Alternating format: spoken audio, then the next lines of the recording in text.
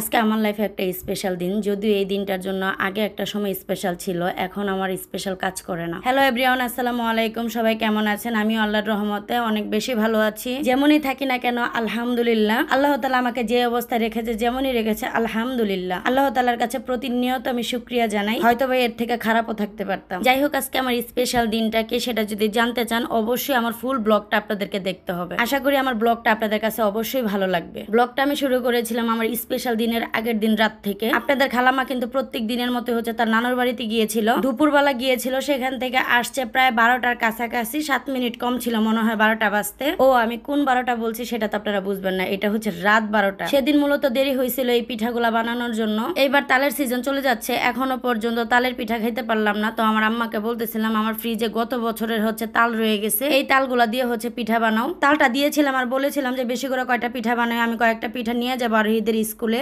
যেহেতু এখন আমি আরোহীকে স্কুলে নিয়ে যাই, অনেকের সাথে আমার মোটামুটি পরিচয় হয়েছে। আরোহীর যেমন ক্লাসের মধ্যে তার বান্ধবীর অভাব নাই, ঠিক আমিও আরোহীর সাথে স্কুলে যেতে যেতে গার্জিয়ানদের সাথে আমার একটা ভালো পরিচয় হয়ে গেছে, ধরতে পারেন বান্ধবী সুলভ পরিচয়। তো ভাবলাম আমার এই স্পেশাল দিনে তাদেরকে কিছু খাওয়ানো যায়, সেই জন্যই মূলত বলছিলাম যে একটু বেশি করে আমার জন্য পাঠাইও। তো আমার আম্মা রাত 12টা বাজে হচ্ছে এই পিঠাগুলা বানায় পাঠাইছে। আমি তো পিঠাগুলা দেখে লোভ সামলাইতে পারি না, এখানে বসে অনেকগুলা পিঠা খেয়ে ফেলছি। মূলত ডায়েটের কথা ভুলেই গিয়েছিলাম আমি। সত্যি কথা বলতে পিঠাগুলোর মধ্যে তেমন একটা মিষ্টি ছিল না, কারণ আমি মিষ্টি খাই না এখন বর্তমানে, সেই জন্য আমার আম্মা একটু মিষ্টিটা কমই দিছে। প্রত্যেক দিনই কিন্তু সকালবেলা ঘুম থেকে উঠে কিন্তু সকালের সময়টা যে কিভাবে দৌড়ে চলে যায় সেটা বলতেই পারি না। বিশেষ করে আপনাদের খালাম্মাকে তো ঘুম থেকে ডাকতে ডাকতে আমার সময়টা অর্ধেক চলে যায়। তারপর মেয়েকে মুখ টুক ধোয়ায় হচ্ছে সকালে নাস্তা দিলাম, কারণ পরীক্ষার হলে যেহেতু যাবে 10টা থেকে পরীক্ষা শুরু, সেই জন্য নাস্তাটাকে খাওয়াই নিচ্ছি। যেহেতু এক্সাম চলতেছে, টিফিনের টাইম তো আর হবে না। আর আমিও সকালবেলা বরাবরের মতো ইসবগুলের বসিটা খেয়ে নিচ্ছি। আমার সকালে নাস্তা বলতে ওই যে 1 গ্লাস পানি। তারপর আমি আমার মতো করে রেডি হয়ে নিচ্ছি, আরোহীর মতো করে রেডি হচ্ছে। আমাদের সবারই যখন আমরা বড় হয়ে যাই, বিয়ে শাদী হয়ে যায়, বাচ্চা কাচ্চা হয়ে যায়, তখন ইচ্ছা করে ইস যদি আবার স্কুল লাইফটা ফিরে পেতাম। বাবারা স্কুল লাইফে ফিরে না যেতে পারলো, মায়েরা কিন্তু স্কুল লাইফে ঠিকই ফিরে যায়। মায়েরা কিভাবে ফিরে যায় সেটা এখন দেখাচ্ছি। এই যে দেখেন আমার তাড়াহুড়া ভাব দেখে মনে হচ্ছে না যে আমি স্কুলে পড়তে যাইতেছি। বর্তমান যুগে বাচ্চা কাচ্চা পড়াশোনা করাইলে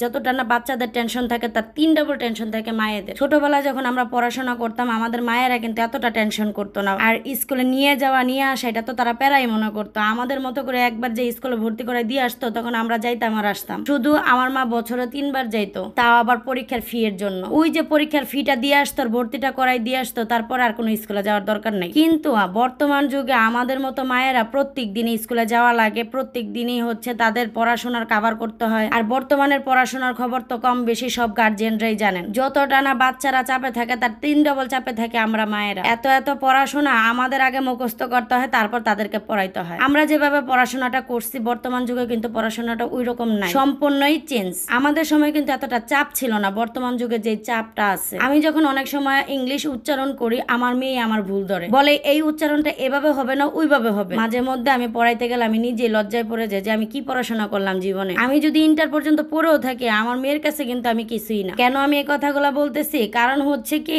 ওর উচ্চারণ আর আমার উচ্চারণ এক হয় না। সত্যি কথা বলতে যত দিন যাচ্ছে তত আপডেট হচ্ছে। আমরা যখন ছোট ছিলাম তখন মনে করতাম আমাদের মা বাবারা হচ্ছে আগের দিনের মানুষ, এখন আমাদের বাচ্চারা মনে করে আমরা আগের দিনের মানুষ। তারপরে যখন আমার নাতি নাতকর হবে, তখন বলবে তার মায়েরা আদিকালের মানুষ। এটাই প্রচলিত হইতেছে আর কি। স্কুলে আসতে আসতে একটু লেট হয়ে গেছিল, মেয়েরা তাড়াতাড়ি করে পরীক্ষার হলে ঢুকাই দিয়ে আমি একটু টেলার্সের দোকানে গিয়েছিলাম এক ভাবির সাথে। তারপর ওই ভাবিকে বললাম আমাকে কয়েকটা পিক তুলে দাও, যেহেতু এই বোরকাটা আমার এই নিয়ে 2 বার পড়া হয়েছে। তাই ভাবি বললো আচ্ছা ঠিক আছে দাও, তোমার আমি কয়েকটা পিক তুলে দেই। ওই ভাবি আবার পিকের সাথে সাথে কিন্তু আবার কয়েকটা ভিডিও করে দিয়েছিল। এই তো ফটোশুট করতে করতে গল্প করতে করতে কিভাবে যে সময় চলে গেছে বলতেই পারি না। মেয়েরও এক্সাম শেষ হয়ে গেছে, মেয়ে পরীক্ষার হল থেকে বেরিয়ে গেছে। আর এই যে দেখেন 2 বান্ধবী দুষ্টু কি করতেছে দেখছেন। আমি তো এগুলো দেখে হাসতে হাসতে শেষ। আপনাদের জন্য একটু রেখে দিলাম, আপনারা একটু হাসেন। ওরে ব্লগের শুরুতে যেটা বলেছিলাম সেটাই তো আপনাদেরকে বলা হয়নি। স্পেশাল দিনটা কি? স্পেশাল দিনটা হচ্ছে আমার বার্থডে, আবার একই দিনে একই তারিখে একইবারে হচ্ছে আমার মার ম্যারেজ ডে। এই জিনিসটা কিন্তু কাকতালীয় ভাবে হয়েছে আমাদের লাইফে। কারণ হইতেছে আমি তাদের বিয়ের অনেক বছর পরে যেহেতু হয়েছি, সেটা কাকতালীয় ভাবে আল্লাহ তাআলা মিলাই দিছে। আপনাদের খালাম্মার নানির যেহেতু ম্যারেজ ডে, সেই জন্য আপনাদের খালাম্মা তো খুবই এক্সাইটেড। এই জন্য কান্নাকাটি করে আমার কাছ থেকে টাকা নিয়ে সে একটা কেক কিনলো তার নানিকে সারপ্রাইজ দিবে বলে। গতকালকে একটা শর্ট ভিডিওর মধ্যে তো দেখছেন, তার নানির বাড়িতে যাইতেছে সে একটা কেক নিয়ে। তারপর চলে আসলাম বাসায়। আপনাদের খালাম্মা সিঁড়ি দিয়ে উপরে উঠে গেছে, আর আমার হচ্ছে পা ব্যথা। আপনারা তো জানেনই আমার কিছুদিন আগে জ্বর গেছে। ওই জ্বরের পর থেকে হচ্ছে আমার 2টা হাত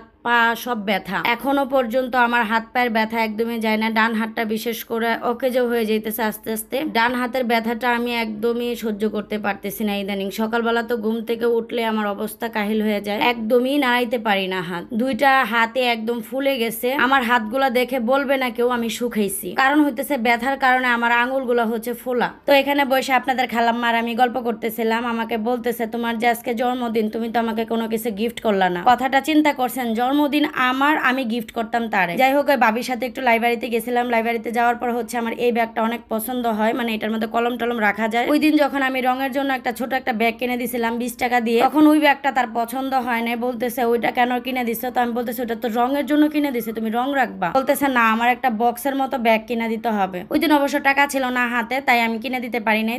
তো আজকে যেহেতু চোখে পড়ে গেছে আর টাকাও ছিল, সেজন্য আমি আমার মেয়ের জন্য কিনে নিছি এটা। আর সাথে হচ্ছে আপনাদের খালাম্মা কিন্তু চিরকুট লেখে, এই জন্য হচ্ছে আমি চিরকুটের এটা আমার পছন্দ হয়েছে, এটা ওর জন্য আমি আনছি। জানি এগুলা পাইলে হচ্ছে আপনাদের খালাম্মা অনেক খুশি হয়ে যাবে। আর এই রাবারটা আনছি, এই রাবারটা খুবই ভালো ভাবি বলতেছে, তো সেই জন্য হচ্ছে এই রাবারটা আমার পছন্দ হয়েছে, রাবারটাও এনে দিলাম। সে তো গিফট পায়ে মহা খুশি। আগে একটা সময় নিজের বার্থডে তো অন্য কেউ যদি গিফট করতো বা উইশ করতো খুব ভালো লাগতো, আর এখন স্পেশাল বলতে আসলে কিছুই নাই। জীবনটাই এখন প্রত্যেকটা মুহূর্তে যে স্পেশাল মানুষের কথা শুনি, এখন প্রতিনিয়ত যে প্রবলেমের সম্মুখীন হই, আমার কাছে লাগে এগুলোই আমার জীবনে স্পেশাল, এগুলোই আমার জীবনে সারপ্রাইজ। কারণ প্রতিনিয়ত প্রবলেমে পড়তে হয়, মানুষের নানান রকমের নানান কথা শুনতে হয়। আসলে এগুলো কখনো শুনে আসি নাই, তো হঠাৎ হঠাৎ যখন ঘটে আমার সাথে, তখন আমার কাছে খুবই মনে আশ্চর্যজনক লাগে। জীবনটা এখন এমন পর্যায়ে চলে গেছে, সত্যি কথা বলতে কোনটা যে ভালো কোনটা যে মন্দ সেই সেন্সে এখন হারাই ফেলছি। কাকে যে বিশ্বাস করব কাকে যে বিশ্বাস করব না, সেটা এখন আমার মাথায় আর ধরে না। কারণ আমার জীবনে আমি যতগুলা মানুষকে বিশ্বাস করছি, ততগুলা মানুষই আমার সাথে বেইমানি করছে। আমি এখন বেইমানের বেড়া জেলে পড়ে গেছি। ফ্যামিলি বলেন আর পরের বাড়ির মানুষই বলেন না কেন, আর বাহিরের মানুষই বলেন না কেন, সবাই এখন মনে করেন যে সরল সোজা থাকি, তো আমার সাথে বেমানিটা করতে তাদের দ্বিধাবোধ হয় না। ওই যে এক কথায় মুখের উপর জবাব দিতে পারি না, আর জবাব দিলে একটু ভালো করে কথা বললে যে গইলা যায়, এটাই হয়েছে মেইন প্রবলেম। কিন্তু সমস্যা নাই, যা